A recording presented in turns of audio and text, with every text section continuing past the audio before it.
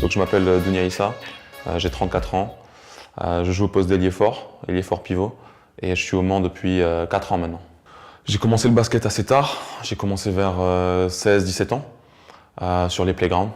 Et puis après, ça s'est enchaîné très vite. En 2-3 saisons, j'étais passé professionnel. J'ai commencé à Clermont-Ferrand en National 1.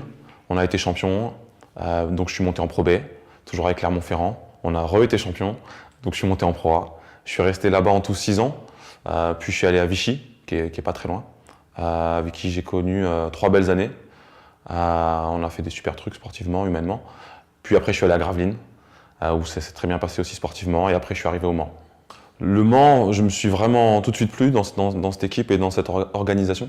Mon plus beau souvenir avec le Mans, c'est la Leaders Cup qu'on a gagnée en 2014. Ça faisait longtemps que le club n'avait pas gagné un titre.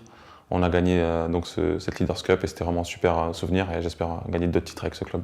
Je pense que je suis passé à côté des centres de formation pendant longtemps parce que je refusais de jouer en club. C'est vrai que quand j'ai commencé sur les playgrounds, tout de suite on m'a dit que je pouvais jouer en club, mais c'est vrai que j'aimais bien cette liberté qu'il y avait sur les playgrounds. Donc je me suis un peu auto-marginalisé, on va dire. Et tout de suite, dès que j'ai été en club, tout de suite, il y a des coachs qui ont détecté en moi un certain potentiel et tout de suite après, c'est allé vite. Mais c'est vrai que ça me manque des fois de ne pas avoir connu un centre de formation, à la fois basketement parlant, pour les fondamentaux, et à la fois pour la vie de groupe avec les jeunes. Des fois, j'entends leurs histoires aux gars en espoir, apparemment ça avait l'air bien. J'ai connu autre chose, donc c'est pas plus mal aussi ce que j'ai connu. J'ai fait un petit passage en équipe de France en 2008. J'ai été le premier surpris, parce que je viens quand même d'assez loin, j'ai un parcours atypique, j'ai pas fait de centre de formation, tout ça. Donc finir en équipe de France, même si c'était dans des conditions particulières, il manquait beaucoup de joueurs à cette époque-là. C'était quelque chose assez incroyable pour moi. Donc c'est vrai que c'est un très bon souvenir. Et c'était vraiment une fierté de porter le maillot de l'équipe de France. Je pense que c'est moi le plus vieux cette année, ça fait bizarre de dire ça. Mais ouais, je suis le plus âgé, pas forcément le plus expérimenté, parce qu'on n'a pas Philippe Amagou et Mike Gelabal qui ont énormément d'expérience.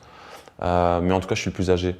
Mon rôle dans le vestiaire, il est pas très compliqué. Il est vraiment d'encadrer les joueurs, les jeunes, de leur expliquer un peu le championnat, les arbitres, les entraîneurs, tout. Parce que la Pro A, c'est un championnat très particulier, donc j'essaie de leur faciliter leur période d'adaptation, on va dire. Un club, c'est pas qu'une équipe, c'est vrai que c'est aussi on va dire un lien social avec la ville.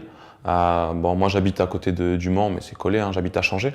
Donc c'est vrai qu'on a une vie tout à fait tranquille, on croise beaucoup de gens et je pense qu'on participe à tisser ce lien social. On est très proche des gens et des supporters, mais comme on l'a toujours été, accessible, on va dire que c'est la normalité. On va dans les écoles, donc on fait découvrir le basket aux enfants. On a fait des actions aussi en prison où pendant un petit moment, les détenus peuvent s'évader et penser à autre chose.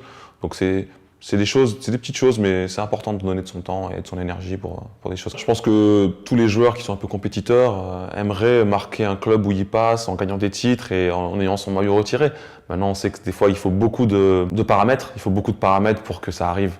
Donc c'est pas si évident. Quand ça arrive dans une carrière, c'est incroyable. Il faut savoir l'apprécier à sa juste valeur. Donc quand j'ai vu le maillot de JP Baptista retiré ici et que j'ai vu comment il était ému, j'ai vu que c'était ce genre de personne qui réalisait à quel point c'était rare. C'est fort basketement parlant et fort humainement parlant. C'est-à-dire que c'est un être humain que j'ai énormément apprécié par sa simplicité, son humilité. C'est vraiment un grand monsieur. Et son professionnalisme. Et en plus, il était fort au basket. Donc voilà, j'ai vraiment apprécié cet homme-là.